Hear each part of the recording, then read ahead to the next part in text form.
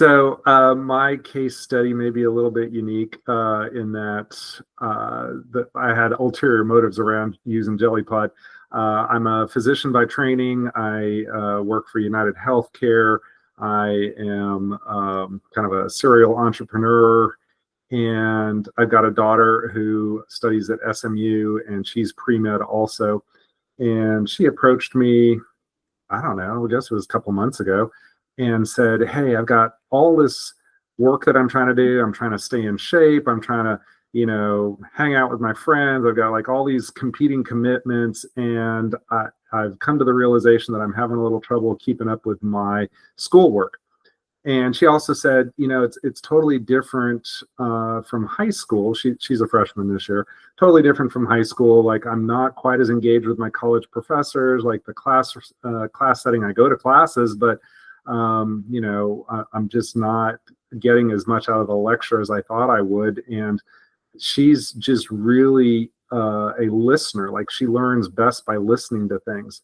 And so I thought, well, okay, hey, like, send me your your PDFs, your PowerPoints, whatever you get from the professors, and let me see if there isn't a way that I can look at this information ahead of time and quiz you on this information. Like, come over to the house and I'll quiz you. And as I began to talk to some of my friends who are really into AI, and they all said, "Hey, there apps out there, there's AI out there that can take all that information and potentially produce questions that you could ask your daughter." And so I began to do a little bit more research online as to what I could do with the PDFs and the PowerPoints that my daughter was sending to me, and stumbled across Jellypod. I mean, I think I did a Chat GPT search. I was like, what is the best thing that I can do from a listening standpoint of view to create something for my daughter to study from, to be on a treadmill or be out biking or running. And so the idea of doing these little podcasts kind of came up, and it's just been so easy to produce these. Like, she sends me her PowerPoints once a week, and I upload them. I kind of created that persona of a female college professor who also happens to be an MD, PhD, right? Like, to give that kind of, I don't know, authoritative yet interactive, like the kind of person my daughter likes to listen to tell her stuff. And it's been great. Like, it's been absolutely fantastic. I don't know how many I've created now, 6 or 7 podcasts. From a, like, she does obviously kind of need my input in it, because it costs money. Like, I've had to buy the advanced pack, or maybe not the fully advanced package, but I'm beyond the beginner package because I've produced so many of these. So I'm not sure she could do it on her own from a financial perspective, but from like the end outcome, this has been fantastic. Like, I'm hoping that she's sharing it with her classmates. She said she is, and I think they have found an additional way to study for class. And what's cool too, like, it takes the PowerPoint presentations and it goes out and does additional research. Like, it pulls in information.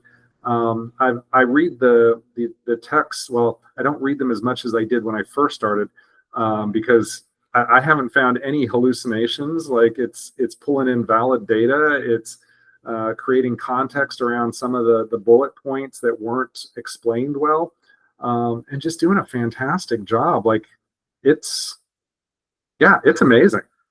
That is awesome. That is such a cool use case. I mean, you're definitely a finalist for best dad of the year, first of all. But then you might also be like the best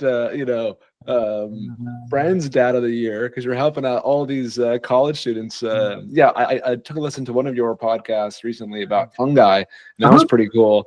So that is that's so cool. I mean, we're such big believers in. We think that, like, there are so many niche audiences, right? Audiences of a handful. I mean, in your case, hopefully, it sounds like, her class size. It's just, we're just big believers that there's so much untapped potential in making content for these groups, and it's so cool that you found like the most niche audience, which is just your daughter and her close Right, friends. exactly. That's so cool. I mean, I've been totally hesitant to like publish them like on Spotify because I don't feel like it's my material. And so I haven't done that, but to the extent that there are kids in this class where the professor's already given them the material, I feel like that's free game. Like they've just repurposed the material, and I'm not getting paid for it. I'm not, there's no nefarious, like I'm trying to cheat the system or copyright infringement or whatever. So I feel like that this is a good use of the data that I'm getting in a good use scenario. So totally. And I'm sure every educator is just would be so excited to hear that, like, that their content is finding new ways to find life, and actually breaking through to the students, right? Because I mean, like we have many professors who use Jellypod to breathe life into their course material. And I'm sure they would be so ecstatic to hear that like their students' dads are helping, bring these things to life and layering in, additional information. So super cool. Thank you for setting the stage. So I guess I'm very curious about, just to begin, prior to discovering Jellypod, did you have this goal in mind? I'm trying to make podcast for my daughter, or how did that evolve before finding Jellypod? Really, it was how can I figure out additional ways that in my daughter's free time she can be studying. Like that's the biggest, I think, impediment. Is I wanted to have a balanced life. Like I wanted to work out. I wanted to take those opportunities, and you can be listening to music, or you could be listening to your podcast. So I did have an idea that I wanted to create a podcast, but that wasn't actually my first kind of go-to. It was more like, how could I create questions that she could come over and we could study together. That was my initial thought around it. And that obviously evolved after I asked ChatGPT, what's the best way that I can, create additional content. Cool. Well, thank you, ChatGPT, for recommending us. That is awesome. I guess prior, and I guess, I mean, I'm sure it all happened very quickly in that conversation with ChatGPT, but I'm curious if there were any challenges that you foresaw in that initial question creation, that very first, you're like, that's going to be a huge pain, or were you just immediately excited and, no blockers?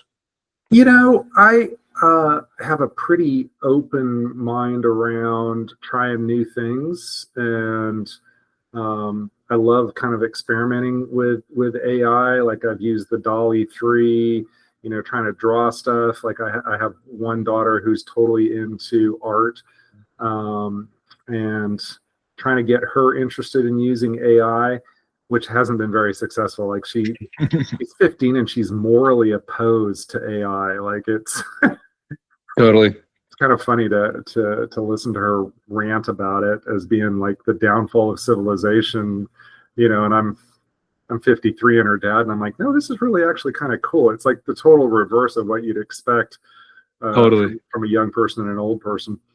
And so when ChatGPT suggested Jellypod, it suggested a couple more, and I don't remember what they were, but I kind of went on and just looked at kind of the ease of utilization and kind of what I anticipated, like what my options would be. And it seemed like Jellypod was going to give me, for like the free sample, was going to give me the best bang for the buck to try it out. And honestly, I didn't try any of the others out because y'all hooked me. And I think I got 2 podcasts out of it. And by that point, I was like, this is super easy. And then I got hit with the bill, and then I was like, oh, crap. I was wondering when like this was going to because it didn't really explain it at the front end, like how I was going to have to pay for this. And that like I would get, I don't remember what it was, 1,000 seconds or 2,000 seconds free or whatever. But by that point I was already hooked, and I was like, okay, I'll start the intro pack, and then see how far that gets me. And then my daughter kept sending me more and more of these, PowerPoints. And at some point I was like, oh man, I've run out of seconds in the original pack, and I need to upgrade my account. So that's kind of how it's progressed. I'm hoping that with I think it's the intermediate account, that that'll last me on a monthly basis. But we'll see. It should. We've designed the middle package to basically be like 3 10-minute podcasts a week.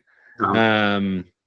And I think that's right. So it would be about 12. So based on your weekly PDF use case, Yeah. I'm hoping that it'll do. And I think I saw that most of your podcasts are right around that 8 to 10 minutes. Because at the end of the day, you just want this thing to be like bite-sized learning. You don't want it to have a chance for her to get bored of it and start to ignore it. So exactly. I'm not looking for a 60-minute lecture. It's exactly what I wanted to be able to listen to, like 2 or 3 of these during a 30-minute workout session. Where I haven't quite been able to kind of bridge the gap is in classes like chemistry and math. Like, how do I create a podcast around it that's interesting? Like biology's been perfect. But I think there are other classes where I don't know what to do. Like, even because from a notes perspective, I tried to generate something out of a chemistry PDF that was sent. It wasn't really that successful.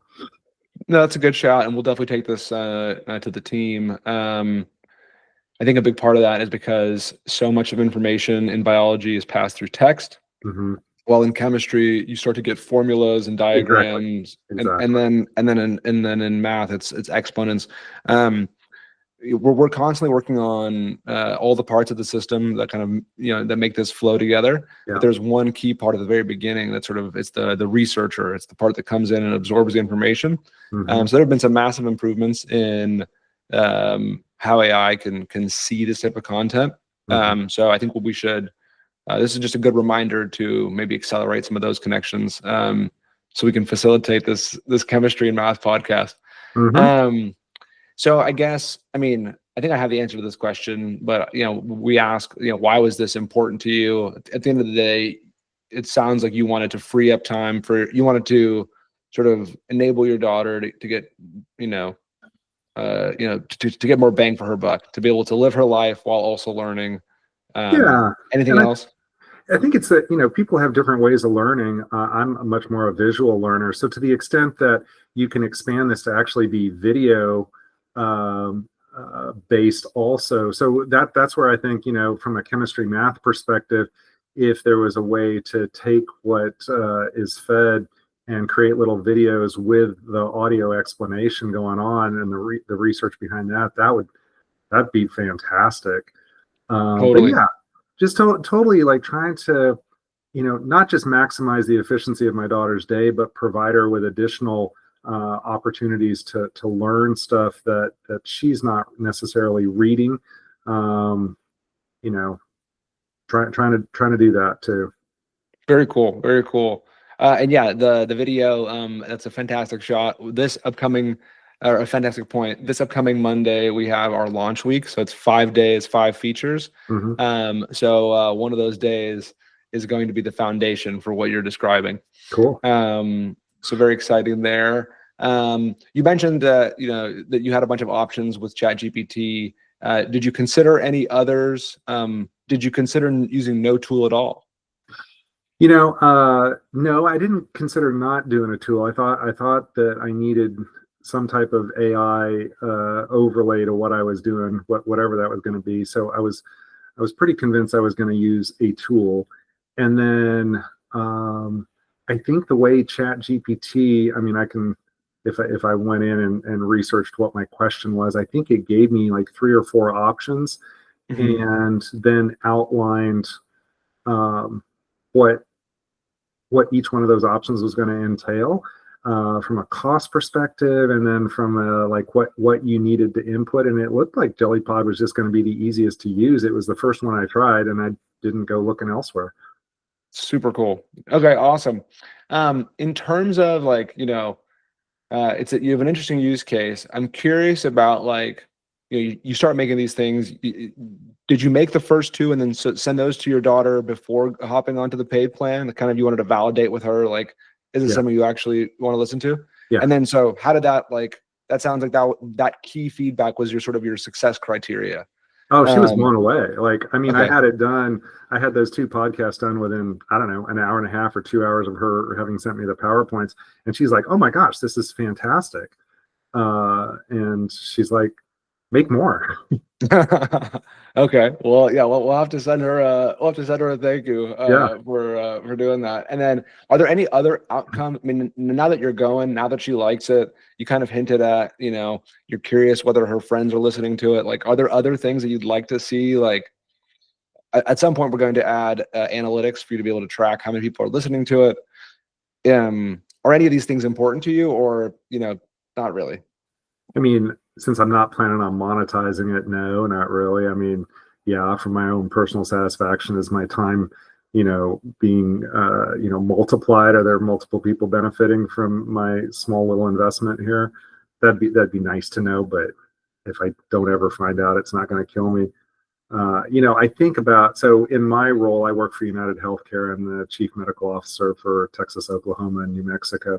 And I think about like, how could we better impact the patients that we care for? Like, is there a way that you could have a use case scenario where patients actually, read in a question that they had about their own health, versus calling one of our nurses or something like that, and they were able to get a fairly detailed response at an 8th grade level that everyone's going to understand, that could explain like a disease process to them, or give them some idea of what are the next steps I need to take.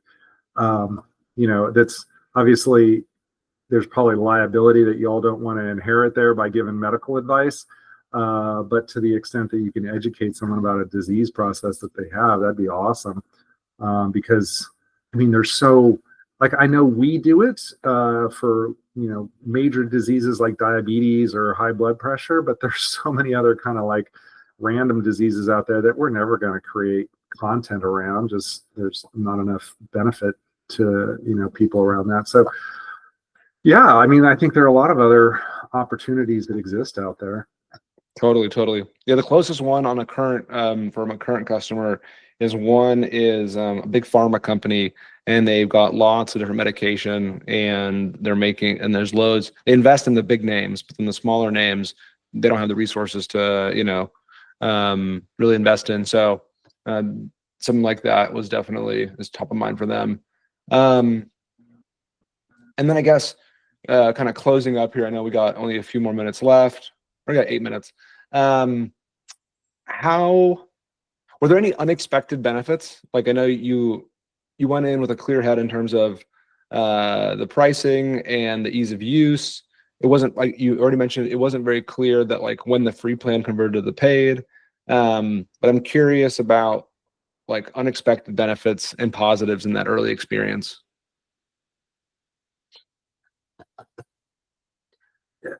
Maybe not, just because I didn't have like really a whole lot of expectations about what I was going to be able to accomplish. So yeah, I mean, I wasn't disappointed, but at the same time, I wasn't really surprised. I guess from my standpoint, every time I get on Chat GPT or go out and try to do something new, I've gotten to the point where I'm like maybe a little less surprised, because it's amazing all the things that you can do. Yeah, I can't think of a surprise in using the Jellypod app.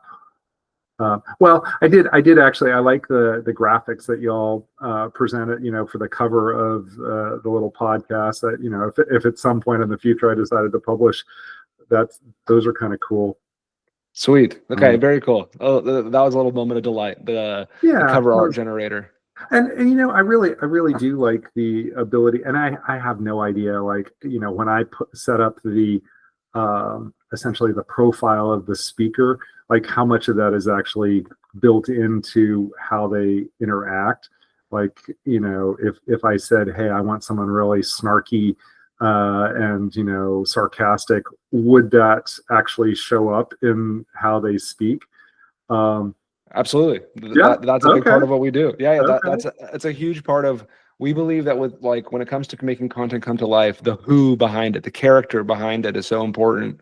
Yeah. That's what, like, probably one of our biggest differentiators. I mean, we've got a handful, but that's definitely a big one. I mean, Um, since I only have one host, I haven't really experimented with that, so I haven't changed the persona. Um, so that's cool if that's actually the case. Uh, yeah, yeah, give it a try. yeah, I mean, Um, my persona for Helen, who's this PhD MD, you know, she's a neurosurgeon and a college professor who's kind and compassionate and slightly, I don't remember, and is an excellent, you know, a lecturer. For whatever you know, for whatever like benefit there is, my daughter loves listening to her. yeah. So That's so cool. Yeah, no, those words that you chose were very apt. I mean, you clearly nailed it. Out of curiosity, are you using one of the voice library voices, or did you design a voice um, I based on the think I backstory? designed a voice. Very cool. Like it asked me, you know, how would you describe the lecturer? Um, and yeah, I wanted someone with a foreign accent. I used a British, uh, and I knew that I probably wanted someone female. Um, and yeah, Very cool. Very cool. And I guess in closing, you know, if you were to tell someone about Jellypod and, like, kind of summarize, you know, why they should use it, what would you tell them? I would say that it's been super easy to use, and the end outcome has been exceptional, and not incredibly time consuming to produce these. And you know, to the extent that it allows my daughter extra time to study, it has been fantastic. That's awesome. Well, thank you so much, Ken. It was really a pleasure chatting with you and learning about your use case. I mean, it is so cool. And yeah, definitely a finalist for the best dad of the year for sure. Thank you.